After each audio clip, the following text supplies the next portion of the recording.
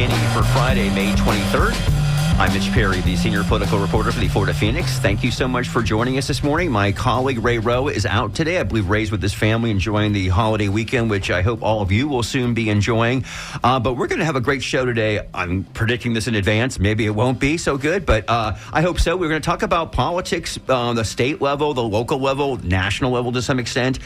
We've got some great guests here in studio and on the line with us. So without any further ado, let me introduce, we've got Gene, pronounce your last name for me again? Suited, as in well suited. All right, there you go. Gene Suited from La Gaceta, the assistant editor with La Gaceta newspaper here in Tampa. Gene, great to have you here on the Skinny for the first time. Thank you. We're also going to have veteran political strategist Barry Edwards. I guess he's stuck on I-275. I always tell him, do the Gandy, Barry. It's unpredictable at this time of day. He will be with us in a moment. And we do have via Zoom Ryan Ray. He is the chair of the Leon County Democratic Party. Ryan, are you there? Okay, well, Ryan? Oh, he hasn't connected yet. Oh, he hasn't. Oh, wait. Okay, so we're having some connection. But we just mentioned Barry Edwards, and he, as I say that, he's walking into the studio right now, getting his headphones on.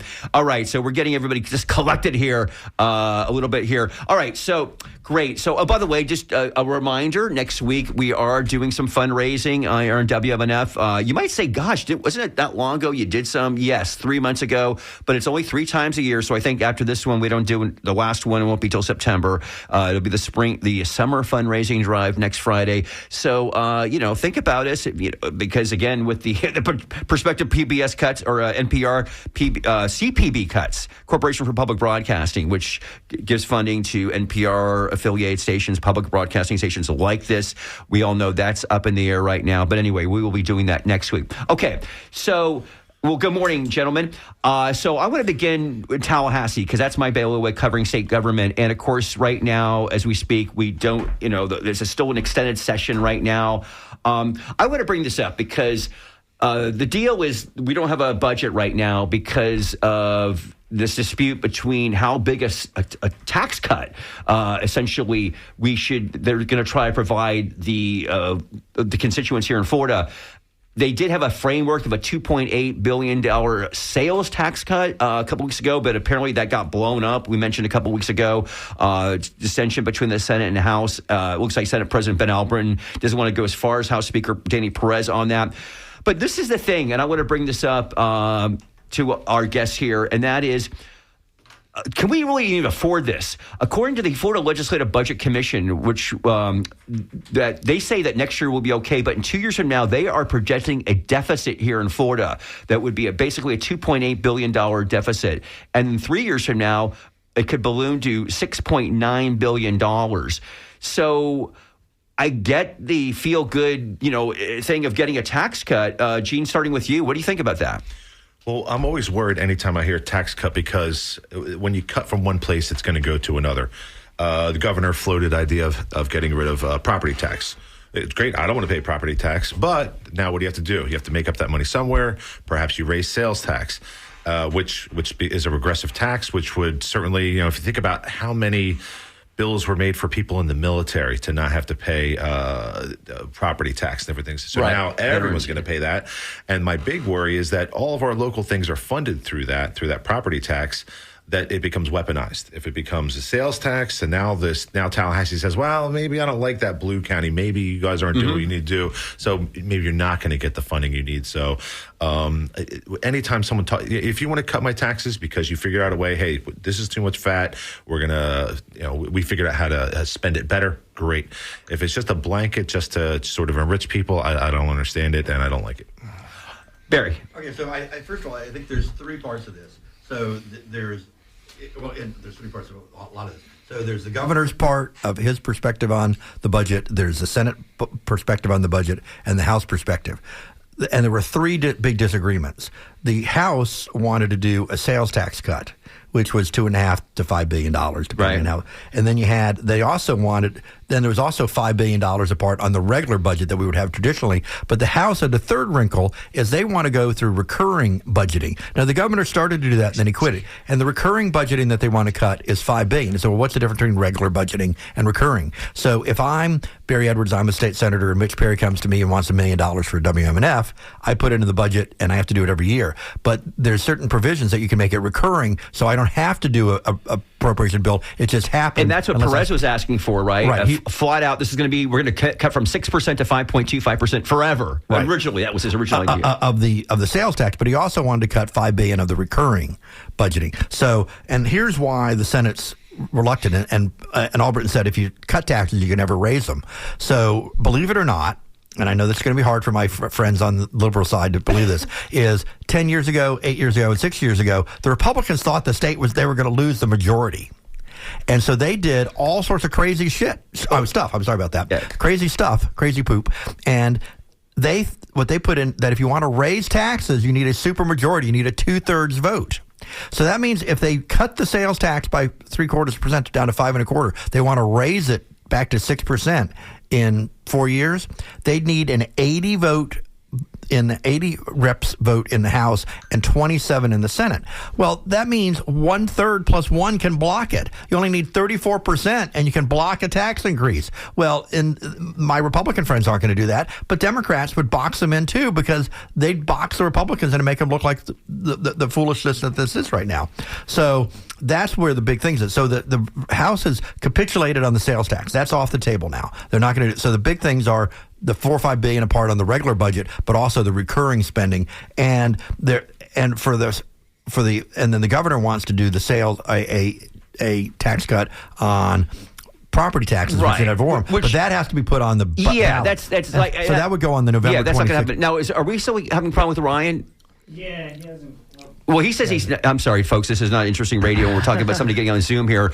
Ryan, we're trying to get you in. He says. I have a new link for him. If you can send it to him, or if you want to give me his contact, I can send that. Okay, here. Why don't you text him? Okay, there. All right. So that kind of gives you but also remember, because property taxes are the biggest way we get the local government. I know Gene's going to be a city councilman, hopefully in a year and a half.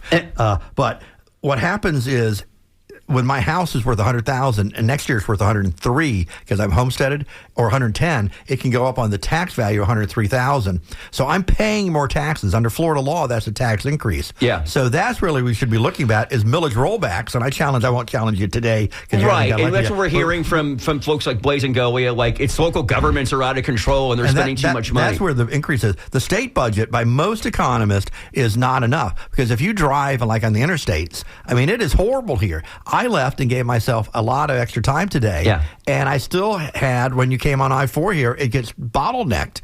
And so we need more infrastructure spending. We need more. Well, DeSantis, one thing he has done, he's not, for like mass transit, but he is in for building more roads, right? We've done a lot with the transportation department here. But not enough. Yeah. I mean, and also I'm going to say one thing here, is all these people, we just banned fluoride, which I was big on fluoride, and my Republican friends, if you think about this, is that 10 years ago, or 20, whenever we got rid of the county commissioners it was 2012 in Pinellas County.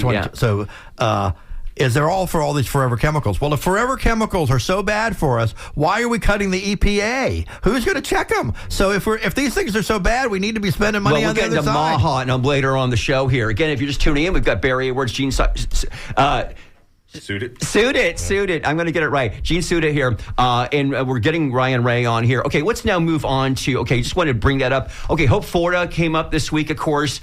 In fact, I was with the press conference on Monday in Tampa at the Vault here, where Ron DeSantis was with Casey DeSantis, and it was a whole hour-long tribute to Hope Florida. Even if you, by the way, if you think Hope Florida is a great program, which we really don't think really know enough, to audit to really determine whether it's up. He always says it's saved $100 million and got 33,000 people off the welfare rolls. That's what the governor says. We can't really verify that. But let's just say it's a great program. Well, actually, we can, because they have to file tax documents. Well, they haven't done it. Their first year that they did file, they only spent like $65,000. Okay. So this is all baloney. Yeah. And then he's making legalese distinctions. And I think you have to call your side out. And I like the governor a lot of stuff. But this is nonsense. But here, recording in progress. Okay, go on. But more importantly, is that the board, one of the boards that he gave the money to, the Hope Florida gave it to SOS, Save Our Society, which is the Drug Free America Educational 50C14. I think I know at least 3 out of the 5 board members have resigned because they didn't know what was going on. Yeah. I think a 4th one may have. And so there's a real controversy there. These people are so let's bring it. Ryan, are you with us now? Yes, I am. Hey, okay, guys. Ryan, let's bring you in here because it's Tallahassee now. It's the state attorney Jack Campbell, which I don't know. Jack Campbell, he's now going to supposedly be looking into this. He would indict his mother if she committed Right. a crime. I mean, Jack Campbell was quoted about a month ago. People asked him, like, "Are you looking into the Hope Florida situation?" He said, "No, not really." Now, what DeSantis says, and what I think is probably accurate, is the the representative Alex Andrade basically maybe delivered the documents to Campbell, and so he has them there. I don't know. I'm not feeling a lot of confidence in what Jack Campbell's going to do here. What are your thoughts there?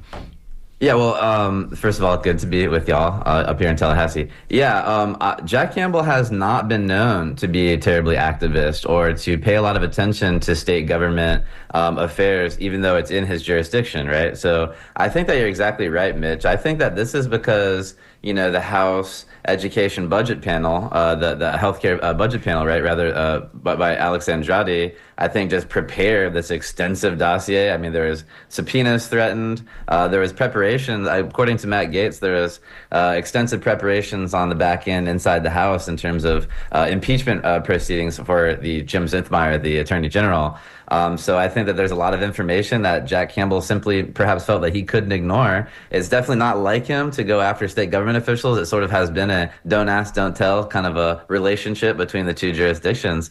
But I'll say that I'm definitely intrigued. I think we're in uncharted territory right now. Well, I think what happened is on the SOS board, which I'm very supportive of Drug Free America when the Semblers with the chair and Jimmy The late Mel Sembler, yes, and Betty, and then Jimmy Holton, and the executive director sent a letter to the board, or copied the board after that. She wanted the SOS chairman to drop the investigation and the audit onto how they got the money and how the money was dispersed, and even threatened his bar license, which could be witness tampering. I mean, that could be a crime in and of itself. And I think that letter was sent to Alex Andrade and the speaker, and then Jimmy Holton responded with a letter. And then Andrade has sent that to every House member, so it's all public now.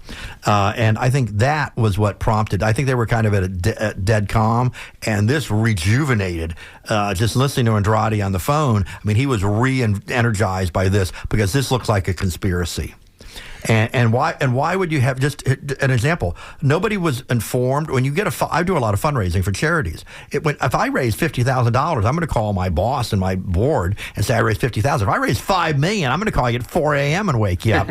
And so it doesn't make any sense. Right. You also have you got a governor who one is taking credit for essentially a 1-800-ASK-GARY referral service. He's saying, "Hey, we have this program. We're referring out all of these people and saving you money." No, it's those charities that are saving the money. And then, basically, as if his wife's Robin Hood, robbing from the rich and giving to the poor, she's getting credit for this $100 million savings.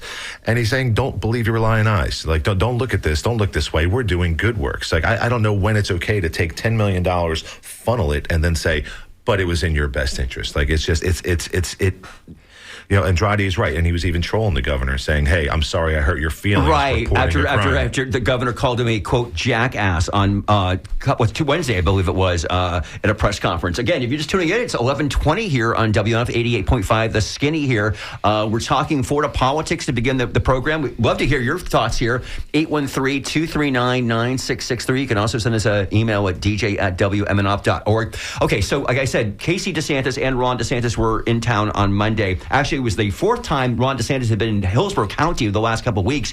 I've been able to, go to every one of these press conferences. I did ask Casey last week when there was a report in the Miami Herald that the thoughts about her maybe running for governor were diminishing, right? And yet some people in Tallahassee will say, no, that's why there was and Brandon last Wednesday, there was a big whole hour-long presentation about Hope Florida, followed by this Monday in Tampa, another hour-long, basically PSA. He's really going over the top, the governor is, in terms of like selling everybody about how Florida is doing so great. I think in a way that's disproportionate. Even if, I was going to say a moment ago, even if it is doing, let's just say it was doing this great work as the navigators, because that's what they say they're doing. They're connecting people, right? Getting people off the government dole, if you will. Even if that's really great, why is it the subject of weekly press conferences? I mean, there's a lot of other things going on in the state right now. So it does seem like, again, a promotion for Mrs. DeSantis. So she has been very wishy-washy the last 2 times she's been in town, and she's been asked, are you running or not? What's going on here? And she has said, to her credit, she says, like, why are we talking about an election already? We just had this huge election last fall. I agree. Somebody who covers politics. We talk too much about politics instead of like what people are actually doing in office. I'm with her on that. But nevertheless, there is going to be an election for governor next year where Ron DeSantis will no longer be the governor. And I think if nothing else, we know that he wants to be involved some way, keep that DeSantis legacy going. And it's not going to be through Byron Donalds, who is the only official Republican or major Republican who's entered the race right now. Now, Barry, offline, we've talked about this, and I know because Byron Donalds has been endorsed by Donald Trump, that is, of course, a huge thing in Republican politics. But it's my contention. We're about 30 points in a Republican primary. Okay, but it's my contention, I say this today to our listeners here, that there will be another serious, and by serious, I mean somebody who's not like, who's won elected office, who will run against Byron Donalds. The new name we're seeing floated out here this week is Jay Collins, the state senator. And who was the first one that broke that? Me. Oh, I don't recall that at all, Barry. But anyway, actually, Patrick Bentayga did break a couple weeks ago that he was being looked at for a lieutenant governor, and I took that, got to give props to Patrick, and I went up to Jay Collins last week, and I said, Jay, this is in Brandon. I said, Jay, there's talk about you maybe being the ex-lieutenant governor. And he was very enthused about that. And he says, hey, if it happens, I'll be honored to do it. This thing about Jay Collins, whether it makes sense, and by that I mean, the governor only has a few close allies in the legislature: Blaise Ngolia, Jonathan Martin in the Senate, and certainly Jay Collins. Jay Collins was actually originally going to run against Kathy Castor in Congress in 21-22, and then they saw that oh, hey, we got the seat in Tampa where Janet Cruz maybe is vulnerable. We'd like you, a former veteran, a military hero, to run against Janet Cruz, and he beat her, by 10 points actually, and so. The possibility of him maybe, because he would definitely follow whatever Ron DeSantis, I think, he believes in the DeSantis agenda, et cetera, et cetera. Let's go with you, Barry. Because I think you're exactly right. Okay. Here's what's happening in the Republican Party. There's the Trump wing, which is the dominant wing. DeSantis was very strong, but DeSantis has something going for him that's very bad. Next year, the session starts in January, February, and ends the first week of March. 30 days later, all the vetoes and bills are signed. So the leverage is gone. On April 1st, unless you have some specific action with an executive agency, he's irrelevant.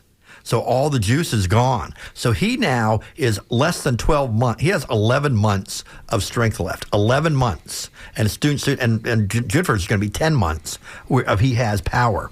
So there's the Trump wing is obviously you're going to have Ashley Moody has clearly gone to Trump versus DeSantis. So she's going to be on the Trump slate, even though DeSantis appointed her, because he knew that in D.C. she'd be primaried. So she's not going to have a Trump opponent. She's going to be endorsed by Trump. Yeah. But then you have agriculture is going to be Wilton.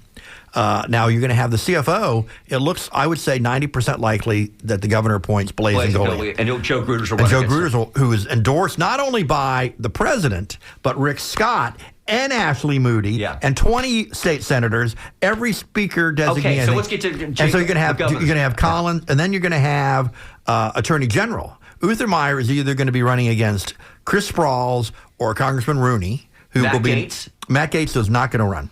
Maybe for governor? None. 100% not going to run for anything. Okay. And he knows, and he's a Trumper. If he did that, he would abrogate his relationship with Trump. No, you might get a co-endorsement from Donald Trump. Trump is not going to get a co-endorsement. He's done that in other states, though. Yeah, he's not going to do that. Okay, let's finish this. And then, so the final thing is the governor. You have to have so you're going to have a Trump slate versus a DeSantis slate. Yeah. And then the final one, if they can't run Casey, is they'd run Jay Collins. I think that's a mistake. I think his whole slate will get wiped out.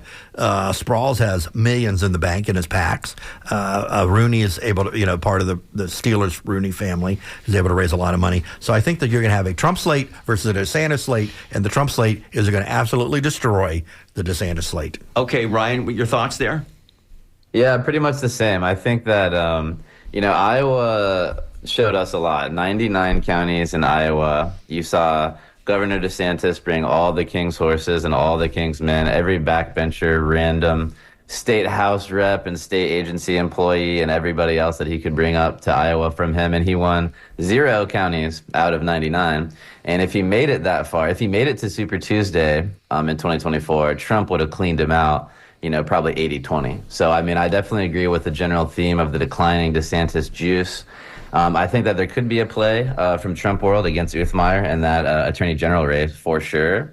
On the Democratic side, I'm really, really excited about the potential of a candidacy from Jose Javier Rodriguez, JJR. Oh, really? Biden administration Labor Department employee. Yeah. For what? Running for what? For the U.S. Senate?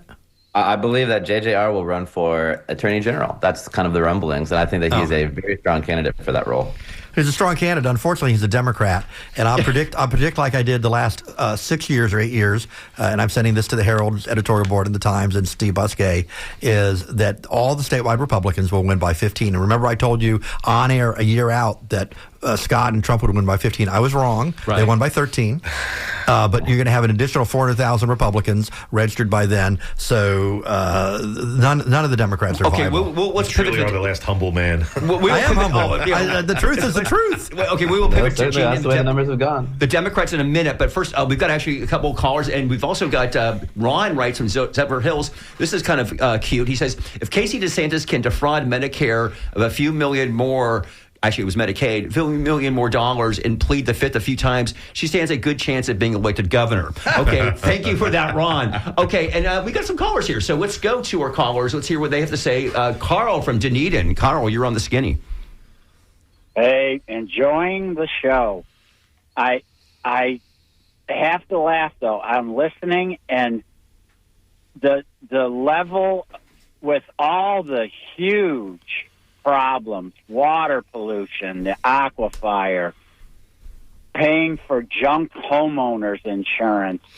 I mean, the problems in Florida are huge. And I listen to you guys, and I'm like, we're discussing theft of government funds, corrupt politicians, and, you want to believe in democracy. And you almost have to, but it's just amazing listening to you guys. All this energy, all this money, and the huge problems that exist in Florida. None of them are being addressed. Well, Carl, great point. And Gene was saying before the show, Gene, you were telling us about what you think the Democrats and what Tallahassee, their whole agenda should be. Well, sure. I think it should only be insurance. Insurance, run on insurance. Every single bill you put up should only be about insurance. Just force the Republicans' hand to vote against it. Well, the House had major insurance reforms this year, but the Senate didn't take them up. Right, but that's what I want. I want the Republicans to vote against it because we're never going to win. When we had close to a majority and when we were equal with, now we have 1.3 million deficit, Democrats and Republicans. Right. When we were close, we weren't winning on gun control. We weren't winning on abortion. We weren't winning on any issue that the Democratic Party was for. We need to change the narrative. And you can do gun control. You can do anything you want after you get in office. But if you're trying to get a moral victory saying, hey, we fought for the right thing, we were against pollution, but you're doing it from the loser's bench, it doesn't do you any good. You got to find a way to get in there, and insurance is the way to get to the people of Florida. Okay, let's go to... Agreed. Okay, William in, it says Tampa St. Pete, so I don't know if you're in the Bay right now, but anyway, William, you're on the air. Okay, I appreciate that. Just a couple of things. One is, how can we have too much money when you look at the problem in payment to teachers and, that whole group of people? I just don't understand how they come up with the idea that, we have too much money when there are so many things that are being neglected and need to be addressed. That's number one. Number two is, I didn't hear anybody mention, but what about prospect of Morgan running for governor? And not put that one aside. One more thing, and then I'll be quiet, is if we lower the sales tax, it will help the people that need it the most, which are basically those people that are monetarily challenged. Right. But why couldn't it be made up through? DeSantis says, "Oh no, because that's all that money we get from tourists." Right. Well, then raise the taxes that deal with tourist items. I mean, the hotel rooms and stuff like that. Now, those owners may not appreciate that or like it, but the thing is, you're dealing with, in a sense, the same amount of money. You're just getting it from a different Well, that's place. interesting. And William, thank you so much for the phone call. So that he's talking about the tourist tax there, which I know, Barry, would go to you first because, like, Pinellas, we know that's huge. Actually, Hillsborough is too. It's, they boast every, Santiago Carrata talks every year that the revenues are the biggest. Well, and one of my old interns who started politics with me, Brian Loack, and worked for Darrell Rasan, and his wife is the head of Visit St. Pete Clearwater now. But he was saying, so we already know. So when you raise those, a lot of those don't go to. I mean, a lot of tourism is Gene coming over and spending the week in Madeira Beach for his vacation. So as Floridians moving around and spending the night, we want people to go to concerts and ball games and spend the night. So it actually does impact us. But he mentioned one thing I want to talk about, John Morgan. I know John Morgan. John Morgan's a fraternity brother and a friend of mine. When Bill Clinton was at his house, he had me in a room with him for 2 hours with the four of us. And John Morgan's not running for governor. John Morgan's not running for governor. He's talking a lot of trash. First of all, he only has, I was trying to look up the date. Oh, it's okay. He has until June 14th, June 15th of next month, couple weeks, to have the political party set up and register himself as a member of that political party if he wants to run. Right, and we say Barry's saying that because John Morgan was in Tallahassee last week and said he's thinking about running for governor, but A, would not be as a Democrat, and B, would not be as an independent, which means C, it'd have to be a political party that he would be creating. And you're saying if he's going to be serious, he has to do that in the next couple of weeks. Right, it's basically 3 weeks. Yeah, so it's not going to happen. It's not going to happen. And if you listen to him, like when he ran for when Charlie ran for governor, he said, and then he put $2-3 million into pot, and he put $100,000 into Charlie. And somebody asked him which was more important. He said, "Just look at where my money goes." And then he made a comment. He says, "For every dollar I spend on pot, I get $10 in earned media," because we're talking about him, and he just got $1,000 worth of free media off WMNF. So he's not going to run. And if he ran, here's why. Number one, he's got a checkered past. He probably could get over that in today's world. He's kind of like the liberal version of Donald Trump. Right. But colorful. He'd have to disclose all his finances.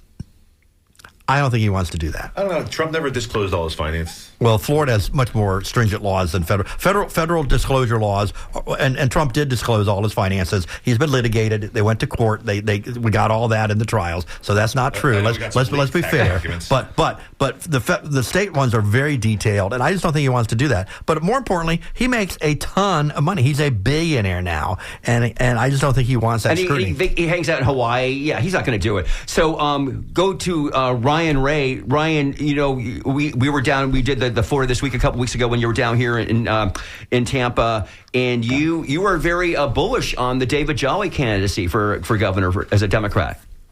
Well, I wouldn't necessarily say that. Okay. I'd say that. Okay. Oh, excuse me. I take it back. He is the best hope for the Democrats.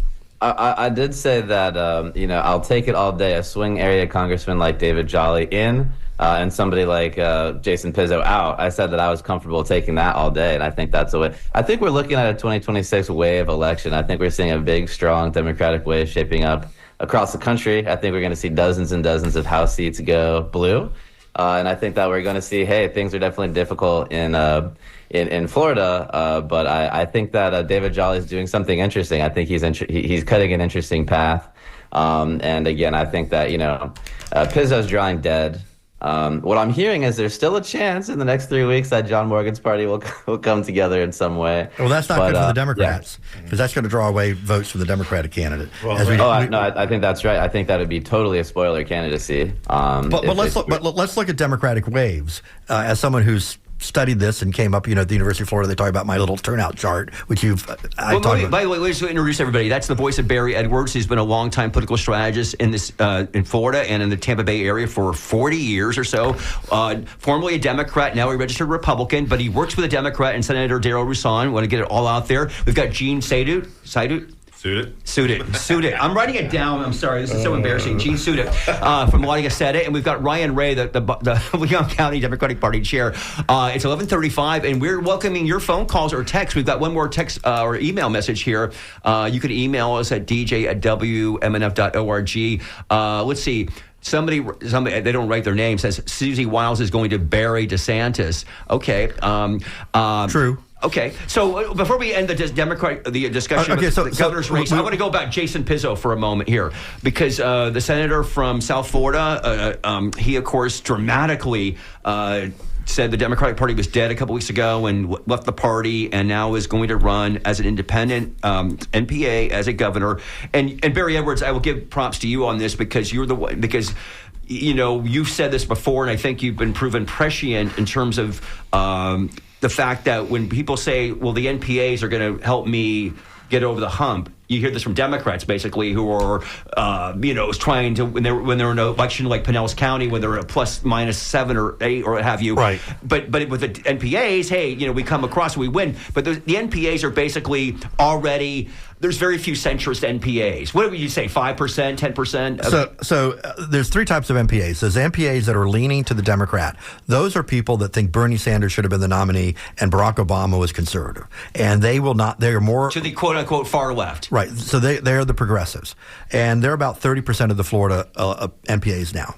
Then you have on the Republican side, and this has increased from about 35% to about 45, 50% now because of all the people moving to Florida. The last 5 years. And those are the MAGAs. And and this was all proved when you had open primaries, Bernie did better against Hillary and Biden. When you had closed primaries, the Democrats did better. When Trump had open primaries and the independents were in, he did much better. So the independent-leaning Republicans are these super MAGAs that think I'm a communist and then think that Ron DeSantis is a communist. So those are about at least 45%, probably closer to 50% now. So that's 75% of all the independents. So only a quarter of the independents, or about 5% of the whole electorate, is up for grabs. Only 25% of the independents are not locked in before totally. And so it's a very small amount. And that's why the Democrats relying on them, it's a fool's errand. And Jason Pizzo, in this case, is totally relying on them, saying that he doesn't want to be part of the Democratic Party, but he feels because he ran and won his district last year by 16 points, Trump only won it by 3 points, he thinks that can be duplicated throughout the state. Yeah, he ran against a tomato can, and he spent $3 or $4 million. When you run against somebody that spends $25,000 and you spend $3 or $4 million, then and he had spent $3 or $4 million against Daphne Campbell before. I mean, so he spent a lot of his own money. But the NPAs, and there's been studies at Stanford, University of Michigan, they've interviewed over 1 million NPAs, and you can look at the actual election results to validate all this. So as we were saying before we went on the air, is that someone like Pizzo is basically like a person who says their vote doesn't count. He's part of the party. He doesn't like what the party's doing, but rather than try to fix it, he says, I'm leaving. Like I'm not going to do this anymore. And that's a huge problem that we have with our party. And I agree with him to an extent that the state party is dead. Not necessarily that it can't function, but in the way that exists right now, it has to be completely torn down and rebuilt. And what we do, we're like a bad baseball team that keeps rehiring bad managers. And I have no idea what Nikki Fried's doing up there. It's the party itself is in a bad place. And just to go back on, we're talking with potential him running for governor. Democrats probably, I think the best person in the Democratic Party who could be governor would be Fences Driscoll, but Fences Driscoll can't win. And I think Byron Donalds has the same problem, which is Now, why would you say that? With a woman who has oversaw in a caucus where she lost, she said she was going to gain 7, lost. No, this is important, Gene, and this is why Democrats lose, is because they don't want to hold people accountable. She overpromised and underdelivered, and I've talked to 50 of the 100 largest Democratic donors, and they're not giving to Florida because Fences Driscoll lied to them. That's number one. Let's number two. And she said not only did she not win seats, she lost seats, and she chased 2 people out of the party, including your friend Susan Valdez, and then she's had 2 floor confrontations and 2 people don't caucus. That is not somebody, and if you look at her voting record and her press releases, she is definitely outside the mainstream of Florida electorate. She would get 35% of the vote. Okay. So why would we say that? You're missing my point. I'm not saying that. So she hasn't been a successful leader. Why would we see? Why would are announced to be Democratic governor? I mean, but you just said that she would be a strong candidate. She would be a disaster. No. I don't think she would be a strong candidate. I think that of those people, she would be a better person to do the job, is what I'm saying. So to understand, well, who's our other options? Who do we got? Right. Yeah. Some people who discuss Chevron Jones is probably not going to do it any longer. Jared Moskowitz. Jared Moskowitz, who was who's by the way was like I was reading on The only swing seat in the state. He's very vulnerable apparently in the South Florida congressional seat. Again, right now, if you're tuning in, we've got a caller on the line here. It's 11:41 here. Again, if you're just tuning in, you're listening to Skinny here on WMNF 88.5 FM. We're talking Florida politics. I want to kind of move into some other issues here, but let's go to a caller. We've got Joe from Venice on the air. Joe, good morning. Good morning. At the beginning of the program, you said you were going to talk about local, state, and national news. And I know you're heavy into the state news right now, but I just have a little tidbit here that I think you should know about the national news. Sure. In the big, beautiful bill that was passed in the middle of the night, a 1,000-page bill, I think it was, the only recourse the Supreme Court has left when President Trump does not follow their orders is to file contempt of court. In the big, beautiful bill, funding for contempt of court is eliminated from the Fed. Basically, that means the court has no teeth at all, and Donald Trump is king. You mean the Supreme Court has no teeth? Right. If you take contempt of court away from them, if someone does not follow your court order, what do you do? So there's funding in this bill, you're saying, regarding the Supreme Court. Okay. I mean, we need to check it out. I have not heard that. But there's obviously a lot of provisions in that bill. It's a very large bill. In the big, beautiful There was a portion in it that did limit the ability of the courts to enforce actions against the executive branch if they didn't have certain conditions, which would have wiped it out. So it's not quite as draconian, I think, but it is bad. And I think there was a move today by people that want to move the Marshal Service to the courts so that they can order them to go out and arrest people. All right, well, Joe, I appreciate you bringing that up to us, and I think we need to look at it. Obviously, the bill is now going to the Senate, and they're going to take the next month or so.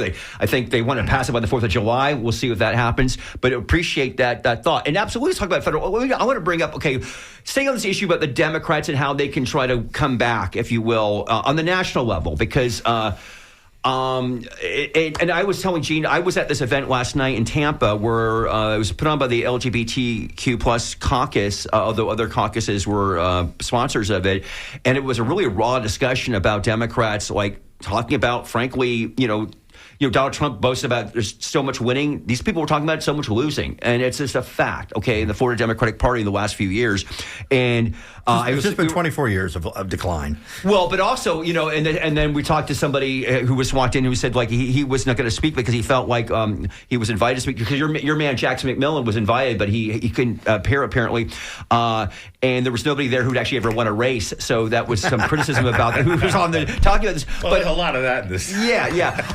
Let me bring in the issue of immigration because I always talk about last year about why the Democrats I felt were like missing the boat a little bit, and that was obviously the two biggest issues seemed to be that the public was saying was inflation and immigration, right? And so I guess the question is, have the Democrats, where are they at on this issue? Now in Florida, we are seeing some very serious mass deportations going on right now. And if the public is really aware of this, they see this. There was that Operation Tidal Wave that had over 1,100 undocumented people taken in.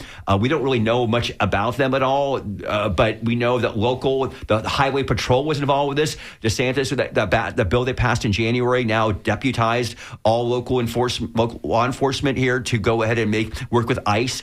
The question is, I'm going to bring this up because there was a poll that was at the University of Marquette Law School. They've been polling on this issue of immigration, and this came out earlier this week, and it said, and this has been consistent, by the way. The one question is, if immigrants who are living in the United States illegally, what is your thought about that? Should they be deported? It's 66% yes.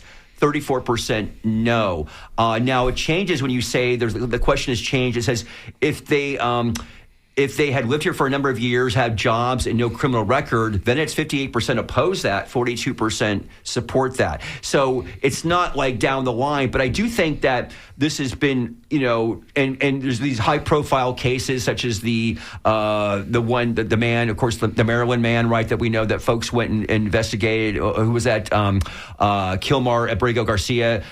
Or Maxwell Frost is one of those congressmen. By the way, he's going to be on our show next week during the marathon. We're going to have him on live for a few minutes. We'll talk to him about that. But I guess this is the question. And Ryan, let me bring this up to you up there in Tallahassee, because do you see the Democrats pivoting much on this issue at all to reflect public opinion when they look at trying to win national elections? This does seem to be an issue that, frankly, Joe Biden was absolutely on the wrong side of in terms of where the people were on this. And I think it really did hurt the Democrats last fall. What's your thoughts? Yeah, I think that people don't like what's going on right now. There's no question that Donald Trump's regime is extreme and outside of what normal Americans' values are. Yeah, I think most people think that we need to enforce the border.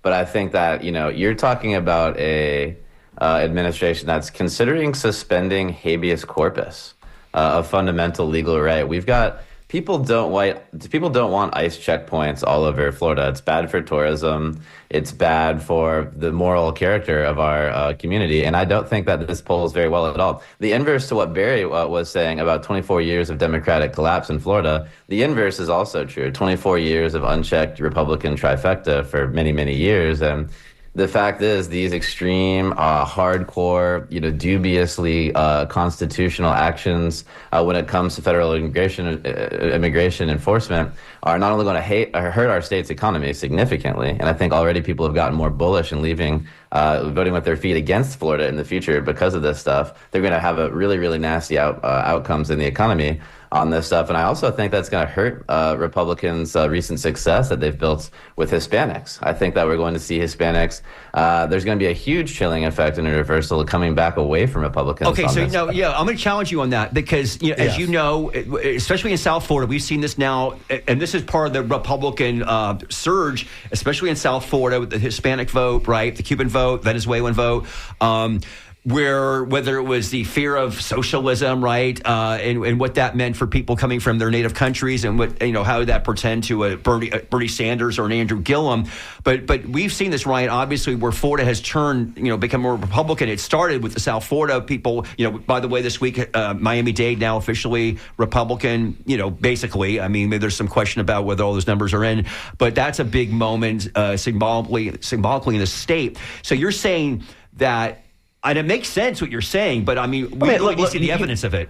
With Secretary Rubio the other day, you had one of their most hardcore examples of activist immigration enforcement policy traded away to get the big, beautiful bill passed as pork for 3 South Florida congressmen. So I think that tells you about the politics of this stuff. Gee. Well, I think, with all due respect, I think that we're going to lose this argument because we're going to worry about that dangling fruit of the wrong person got deported, which of course is terrible.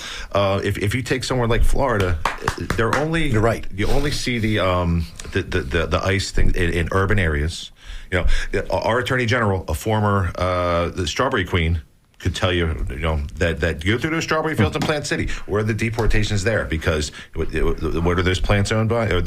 Most agriculture workers are actually here on work visas. It's more construction and hotels and things like that. The agriculture is less than 5%, they think. Right. Well, let's say if it's agriculture, it's farms, all those things. If you take those people who were polled that you were quoting before, I would like to know how many of them are upset about inflation. And now let's get rid of all the illegals and let's have people get a reasonable wage and see what happens to rates of everything then. Your construction costs go up, your food costs go up, your hotel costs go up, everything goes up. So that's also another thing for inflation. I'm not saying that, hey, let's just keep everyone here, but like we've been crying for forever, let's have some sort of meaningful legislation for immigration. And I think what Gene is saying, and I'm going to add a sentence to it, is that the Democrats, when they talk to Hispanics, talk to the illegal Hispanics that can't vote, and the Republicans talk to the Hispanics that are here legally that can vote. And I think that's the distinction. And in Miami-Dade, they just flipped the voter registration is now a majority. And the conversation is different about what they're saying to them. Right. That we're talking to legal Hispanics about dictators in their countries, and we're talking to people who can't vote about how we're going to help you. So. Right. No, and so then what did the Democratic Party do? Nikki Fried, in her infinite wisdom, wisdom talks about inactive voters. And let's talk about inactive voters. We called every one of them in Hillsborough County. There were 113,000 from the last year. So wait a minute. So you worked with the folks in the Hillsborough County Democratic Party. Can we just clarify that? Well, they had a project, and I worked with several groups. Okay, and they spent a lot of money, and 109,000 were either dead or moved out of the county. So there were 3,500. Those 3,500 didn't want to vote. But if you're inactive, here's the big thing. So about 2% error rate for the inactives, and it's not an error rate. They just won't respond that are still there. Because now when you get a forward from the post office, we could compare those, and you've moved out of the county, so you're not eligible or you died. But of the inactives, all you have to do is you show your ID. They give you the ballot. It's not even provisional, and you vote. And if you don't have an ID, all you have to do is sign your signature, and then they match the signature as provisional. So here's my question. If all these people are inactive, which is Nikki Fried's little thing, and she even told David Jolly this, if that's such a significant problem that's being created by these supervisors, where are the inactives that didn't get to vote? Because they have 4 years as inactives that they can go vote before they're taken off the rolls. 4 years. I haven't seen any press conferences with anybody. Show me one. Just give me one that didn't get to vote that's an inactive. Don't try to bring logic into this conversation. But I think that's another reason why the Democrats are losing is you got to be realistic. Miami-Dade flipped. And if the Republicans were such a bad brand, why in Florida in the last year they've gained every single month. We just did all the voter list maintenance, and they still gained even on that. So they're gaining every single month. In Hillsborough County, there's 17,000. Ione Townsend spent $160,000 on digital and knocking for voter registration last year. $160,000 of Hillsborough Democratic Party money, and they registered 7,000 more Republicans than Democrats. I mean, my Republican friends want to give her a special award of merit for helping them. So let's talk about Hillsborough County for a moment here. I did say we were talking about something locally here. So this happened a couple days ago. The 5 county commissioners voted to move forward to repeal the county's Affordable Housing Act. That's established a fund with a proposed set aside of $10 million a year. Just $10 million out of a $10 billion budget. 0.1% of 1% of the budget. Now, I don't know, Gene. I mean, it seems like the situation with affordable housing is still an issue here in Hillsborough County. This seems a bit. I don't understand this. Well, I think it's probably to appease Josh Wostel a little bit. He's certainly looking to trim any fat that he can, by his remarks, not by mine. So I think that it's an easy thing to do. You look and say. I think it was actually also Commissioner Bowles who won that District 6 seat over Sean Shaw last fall. I did read, I think it was the Tampa Bay Times story about where he says, public safety, they wanted to put some more money into save public safety. And I believe I read Commissioner Harry Cohen saying that the county sheriff's department hasn't really asked for anything yet, although I'm sure they'll take it. But I do think, again, affordable housing, we talk about the basics, right, in the state, the affordability crisis. I know this is going to be something that David Jolly will be talking a lot about. He did the other night, and I saw him on Clearwater on Monday night.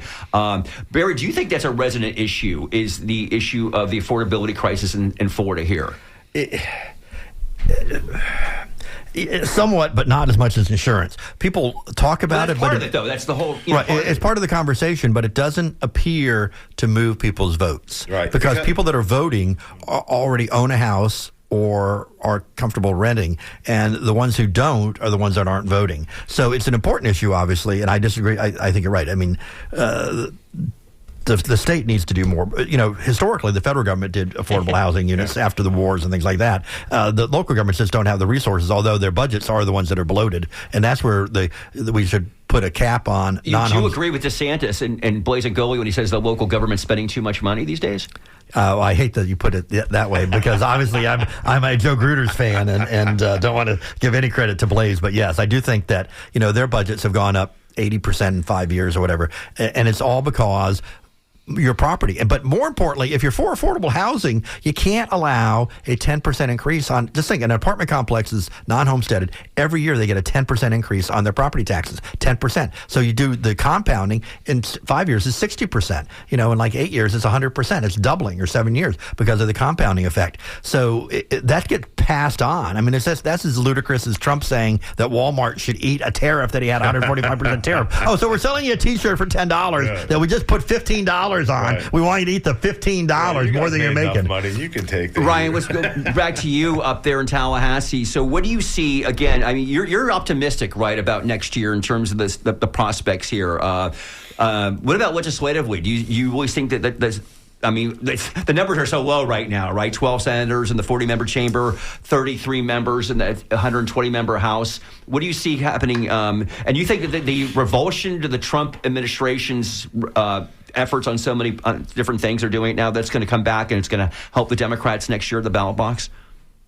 Well, I think the hope out of the legislature in Tallahassee comes from just the deep division among Republicans. I mean, they're threatening each other with subpoenas and impeachment proceedings and just at each other's throat. They're right now deep in a game of gamesmanship, trying to wait each other out with veto override periods, both with each other and the governor, playing cat and mouse, not doing much productive. So that is, I think, the hope for anybody there. I'm not unrealistic. I see where the state of play is, especially in the state of Florida, but I do think that we're going to be seeing probably the most Democratic wave year, I think, since 2006 around the state. And I think if you look at what people are thinking about, just a few years ago in Orange County, you had 58% of people who supported rent control. Right, and I think we're seeing more and more preemption. But I think the big issue when it comes to finances, property tax, I think is significant. But ultimately, it's about private companies buying up all of the financialization of housing. That's the issue. So I think that we have to create restrictions on that. And I think that I'm for more publicly subsidized units, of course, because too many Floridians don't have a place to live. Now, I think our chairman up in Leon, which does a great job, he replaced John Osman, I believe, right? Years before that, but same office. 2006 was a Democratic wave year nationally. And guess who got elected governor in Florida? Oh, Charlie Crist. That's right. Over Jim Davis. Over Jim Davis by 6 or 7%. And they picked up seats in the legislature. They picked up seats in the county. Didn't they? The Florida in the county commission. Oh, but Steve Shale, I remember, was very involved. I know he was telling me. I think the House might have had one. Yeah, the House, they did win some seats. But Karen Thurman was running the show back then, the FTP. So in 2022, the Democrats had a 400,000 deficit. The Republicans had a 400,000 advantage. Today, they have a 1.2 million. Right. Okay. So by next year's election, you're going to have gone from 400,000 to 1.6 million. So the Republicans will probably add 1,200,000. That really offsets a wave. So even in Democratic waves, 2006 was the time. Was that when Alex Sink got elected? CFO. Yes, he was CFO. Yeah, over Tom Lee. Right. So you had one Democrat win statewide, barely because everybody was screwing with Tom Lee because he had done all the lobbyist reforms, and all the other Republicans statewide won, and Bill Nelson's margins went down in that period too. In the waves since then, in the other waves. So even in the Democratic waves, Florida is just too insulated. But Florida is going to have 1,200,000 more Republicans than it did then, and that's just too structurally difficult because Republicans vote for Republicans, Democrats, and we know nationwide people are voting. And here's another thing: nationwide, the generic ballot's only 1.9 on the RCP. For the Democrats, that's not good. That's one of the lowest in decades, no question. Gene, what you're saying? Well, no, I agree. Unfortunately, I agree with Barry on that. But I did want to circle back to something he said earlier, which is, I think there's only been 2 Democrats statewide who've been elected.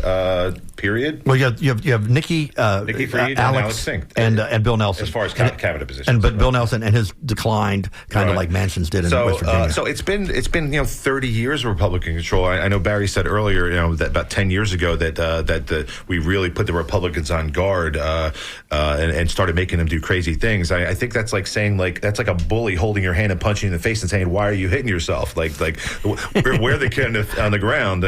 We didn't cause them to go crazy. We're just bad at what we do. All right. Brian, please.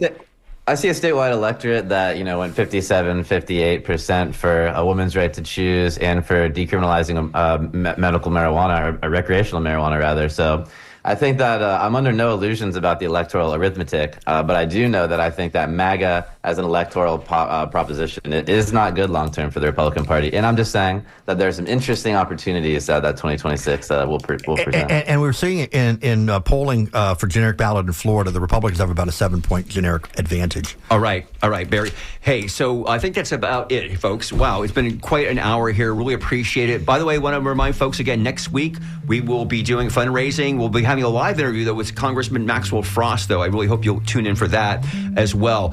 Gene Suited? Suited? Gene Suited? I can't write on this thing here, so I write it down. Gene Suited from La Gazzetta. Read him every week in La Gazzetta. Barry Edwards, political strategist, thank you for coming in, Barry. Ryan Ray, thank you so much for coming on the Skinny today. Thank y'all.